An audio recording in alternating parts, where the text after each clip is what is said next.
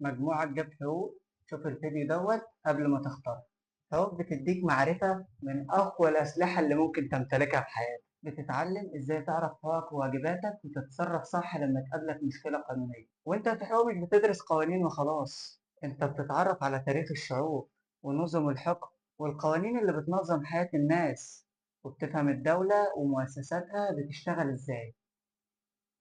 هو مش مجرد كلية بتطلع منها محامي، وعشان كده هو بتفتح لك الطريق لمجالات تانية كتير: محاماة، قضاء، نيابة، وشغل قانوني في الشركات والبنوك.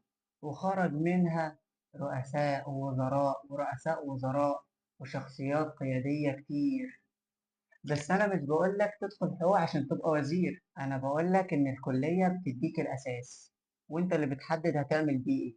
فلو محتار حقوق مناسبة ليك ولا لأ، تابعني، لأن الفيديو اللي جاي هقولك 5 حاجات هتعرف هل حقوق مناسبة لشخصيتك ولا لأ.